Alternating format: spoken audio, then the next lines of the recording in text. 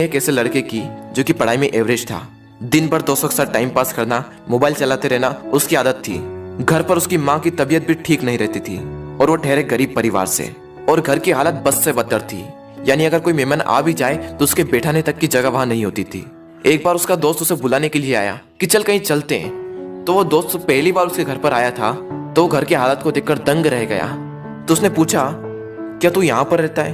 बोले, हाँ मैं यहाँ पर रहता हूँ। क्या ये तेरा घर है? बोला, हाँ ये मेरा घर है भाई। बोला, तू ऐसे हालातों में रहता है?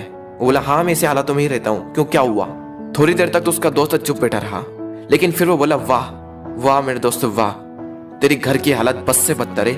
माँ घर पर बीमार पड़ी हुई है, पापा दिन रात काम करके थोड़ा सा पैसा जुटा पाते हैं और उससे घर खर्च चलाते हैं, और तू दिन भर मोबाइल चलाते रहता है, दिन भर दोस्तों के साथ टाइम पास करता है। तुझे अपने करियर की कोई चिंता नहीं और तेरे घर की हालत बस से बदतर हो चुकी है। तो एक बात बता, किसको धोखा दे रहा है? अपने आप को, अपने माँ बाप को? किसको धोखा दे रहा है? उसके दोस्तों ने कहा, तू चल मेरे साथ। वो बोला, कहाँ चलना है? नहीं तू चल मेरे साथ। तो उसका दोस्त उसे वहां ले गया जहाँ पर उसके पापा काम करते थे। उसके पापा एक फैक्ट्री में मजदूर थे। वो वहां पर बैठे हुए थे, पसीने से तरबतर होकर हालत बस से बदतर हो चुकी थी, शरीर में पेन हो रहा था, और उनके पास में उन्हीं की फैक्ट्री का एक मजदूर और बैठा था और वो उनसे कुछ कह रहे थे। और वो कह रहे थे कि यार मेरी पत्नी घर पर बीमार है, इलाज कराने के लिए पैसे भी नहीं है। मैं दिन रात मेहनत करके सिर्फ 2 वक्त की रोटी जुटा पाता हूँ और उससे सिर्फ घर का खर्च चलता है और कहीं पैसा बच ही नहीं पाता। अभी तो बेटे के स्कूल की फीस भी भरनी है। यार इससे बेहतर तो मौत ही है।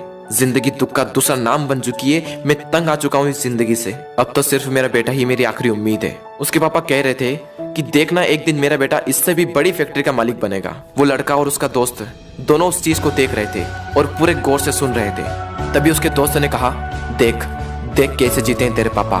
तेरे पापा तेरे से कितनी उम्मीद लगाए बैठे हैं, देख जरा एक बार। लेकिन क्या तुझे लगता है कि इस तरह से तो उनकी उम्मीदों पर खरा उतर पाएगा? एक बार तो अपने पापा की हालत को देख कि कैसे जीते हैं, और एक बार तो अपनी हालत को देख कि तू कैसे जीता है। वो 2 कौड़ी का मोबाइल तेरे पापा से बढ़कर है। वो 2 कौड़ी की लड़कियां जो जिंदगी में सिर्फ कुछ पलों के लिए आती है और फिर चली जाती है, वो तेरे पापा से बढ़कर है।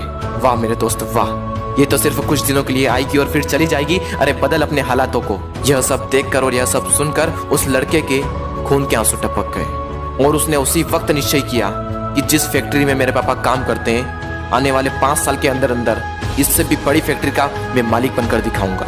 और उसके अंदर से चीख उठी थी कि मुझे कंपनी का मालिक बनना है, एक बहुत बड़ी कंपनी का मालिक बनना है, नौकर नहीं बनना है। और जैसे ही उसके अंदर से ये चीख निकली, वो दिन के लगातार 10-10 घंटे पढ़ने लगा। उसके दिमाग में सिर्फ एक ही लक्ष्य कि बहुत बड़ी कंपनी का मुझे मालिक बनना है, और उसके लिए मुझे क्या करना होगा? उसके लिए मुझे पढ़ना होगा, और मैं पढ़ूंगा। कोई माई का लाल ऐसा नहीं है जो मुझे रोक सकता है पढ़ने से। और आखिरी के सिर्फ 1 महीने में पढ़कर पूरे स्टेट में टॉप कर दिखाया। सब लोग हैरान हो गए कि ये कैसे हो गया। सबकी आंखें फटी की फटी रह गई। सब लोग दंग रह गए कि हाउ इज दिस पॉसिबल। जब उसका इंटरव्यू हुआ और उससे पूछा गया कि ये सब कैसे हुआ, तब उसने कहा कि मुझे जिंदगी में कुछ नहीं चाहिए, मुझे तो सिर्फ अपने पापा के सपनों को पूरा करना है। मेरे पापा का सपना है कि जिस फैक्ट्री में वो काम करते हैं उससे भी बड़ी फैक्ट्री का एक दिन में मालिक बनकर दिखाऊं। सिर्फ इसी सपने को लेकर मैं इतना पढ़ पाया और अपने प्रदेश में फर्स्ट आ पाया। दोस्तों हो सकता है कि आप इस कहानी की शुरुआती पार्ट को अपने आप से रिलेट कर पाओ। इंडिया में मैक्सिमम लोग या तो मिडिल क्लास फैमिली से बिलोंग करते हैं या फिर पुअर फैमिली से बिलोंग करते हैं। हर बच्चे के पापा बहुत ही संघर्ष करके उसे पढ़ाते हैं। हो सकता है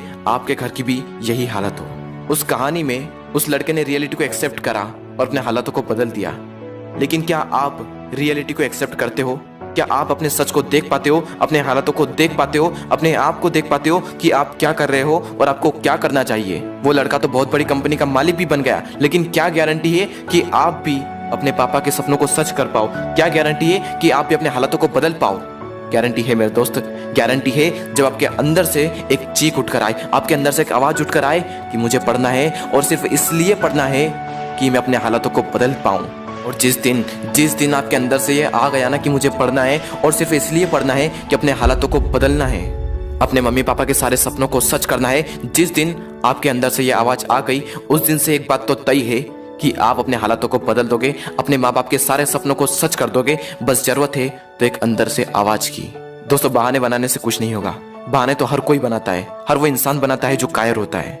मेरा मन नहीं लगता, मुझे आलस आ रहे हैं, मुझे मैथ्स टफ लगता है, मुझे साइंस टफ लगता है, मुझे ये टफ लगता है, मुझे वो टफ लगता है। कुछ भी टफ नहीं है। जाकर पूछो उस टॉपर से कि तुझे क्या टफ लगता है, तो हमेशा हमें सिर्फ एक ही चीज सुनने को मिलती है कि पढ़ने वाले के लिए कुछ भी टफ नहीं है। और दोस्तों जिंदगी का भी यही वसूल है, करने वाला कुछ भी कर जाएगा, और जो ना करने वाला है ना, वो छोटी सी मुसीबत आने पर रुक जाएगा। बहाने बनाने में उसका कोई रिकॉर्ड नहीं, उसे दिन भर आलस आते रहेंगे, उसके अंदर की एनर्जी बाहर उठ ही नहीं पाएगी।